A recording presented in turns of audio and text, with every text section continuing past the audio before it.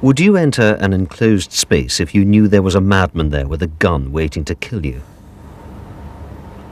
No, of course you wouldn't.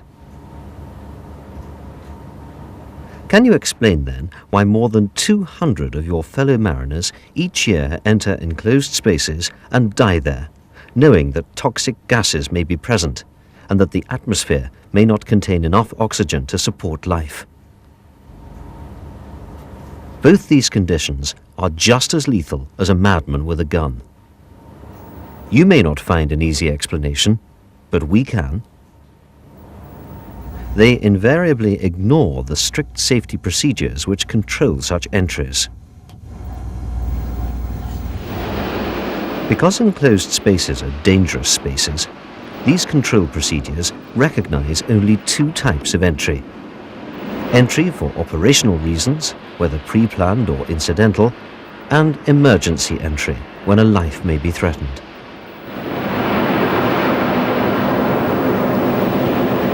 It is worth repeating. Enclosed spaces are dangerous spaces. The most common areas on board ship are peak tanks, double-bottom tanks, cofferdams, duct keels, fuel and ballast tanks, cargo spaces, and the spaces adjacent to them.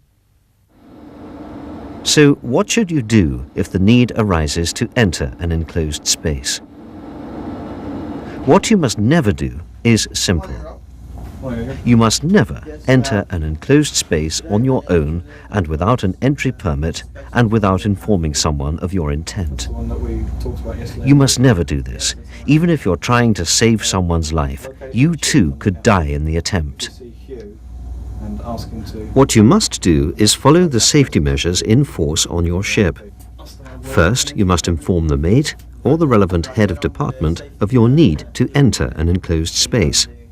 He in turn will consult the master before a permit is issued.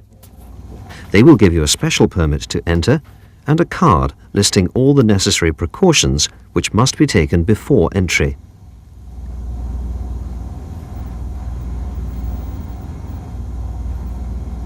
They will also give you a checklist to tick off so that nothing is left to memory or chance.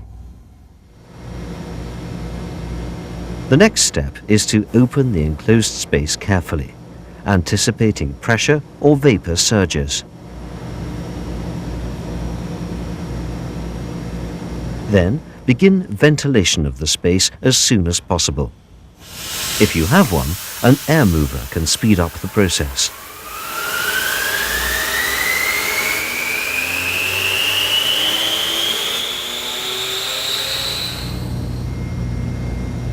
The mate then checks that all test equipment and safety gear are taken to the entry point.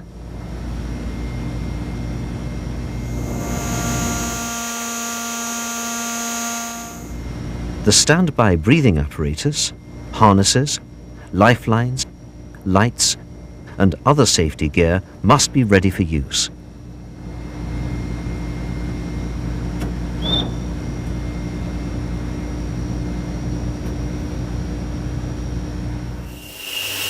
The mate now double checks that the enclosed space has been ventilated long enough to ensure that entry is safe. No flammable or toxic gases should be present, and the oxygen level must be normal. These checks are made at both openings of the enclosed space, with the probe well inside the space.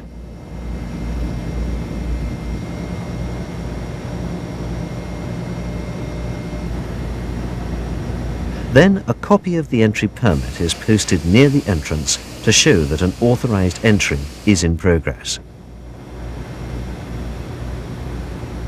The items on the checklist are verified again, and a system of communication is arranged and tested.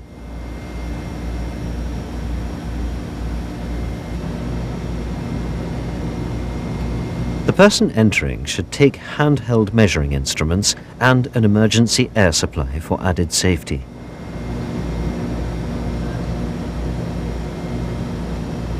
Now that all the safety checks have been completed, the mate allows the entry to take place.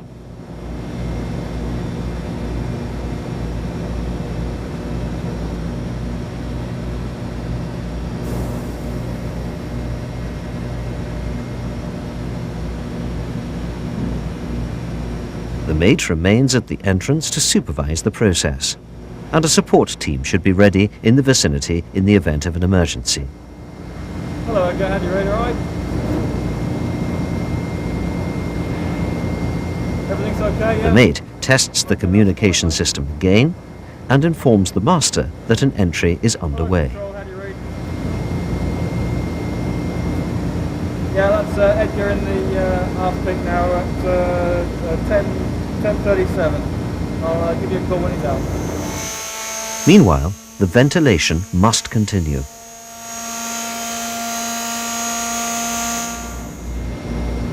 That is the way to tackle safely an operational entry into an enclosed space. Let's recap on the rules that must be followed. Remember that enclosed spaces are dangerous spaces. Obtain an entry permit. BA, Alba. Always ventilate the compartment prior to entry and test the atmosphere to ensure that it is safe to enter. Ensure that the standby emergency equipment works properly. Have a responsible person standing by at the point of entry. And finally, make sure all communications work properly. Everything's okay, yeah? Okay, that's fine, thanks. Hello, John, you okay?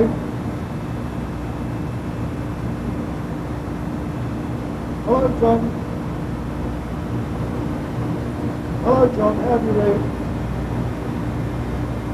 There may be times when an emergency could arise during entry. In this case, the procedure to enter is controlled by different rules. Here, for instance, the responsible person at the entry point has tried to communicate with the man inside the tank. As he could get no reply, the assumption must be that an emergency has arisen. The man's life may be in danger. He does not go in to investigate. He raises the alarm and requests immediate assistance from the backup team. The ship's emergency response procedures swing into action.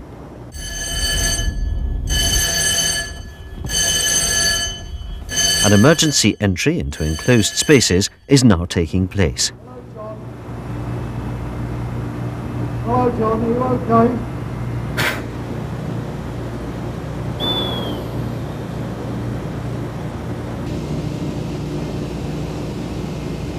Two seafarers don self-contained breathing apparatus and check again that the cylinders are full, that the pressure is held in the system, that the whistle works, and that an adequate seal exists between the mask and the face.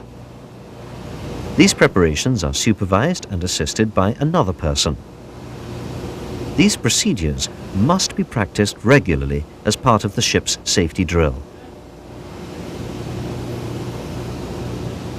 When the men are ready to enter, the officer at the entry point briefs them as to the situation and how they may find the victim as quickly as possible. I've lost radio contact with him, so we're going to have to effect a rescue. I don't know if he's hurt or what. In this case, a supply line to an electric lamp may guide them to his location. Follow the lead lamp down. He should be at the end of that. Right, okay.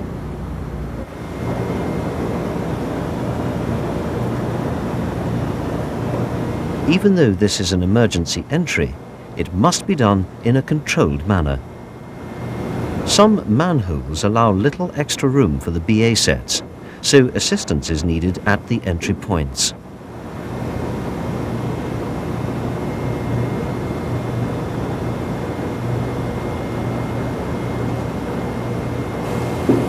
Once entry is made, the officer of the watch is notified.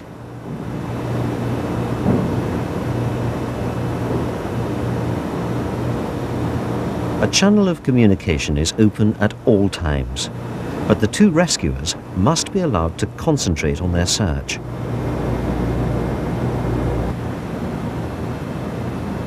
Fortunately, in this case, the cause of the emergency was a slip and concussion.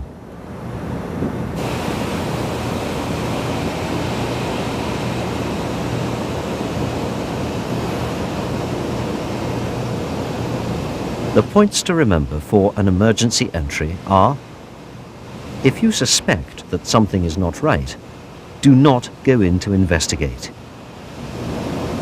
Raise the alarm and call for immediate assistance. At least 2 sets of breathing apparatus should be ready for entry. The testing and donning of these must be practiced frequently by all ship's personnel. And finally, brief the backup team clearly.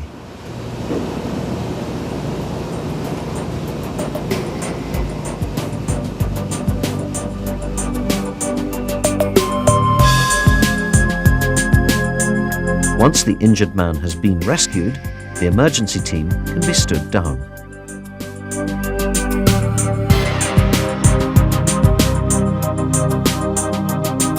Keep to the safety rules controlling entry into enclosed spaces. Stay alive, and sweet dreams.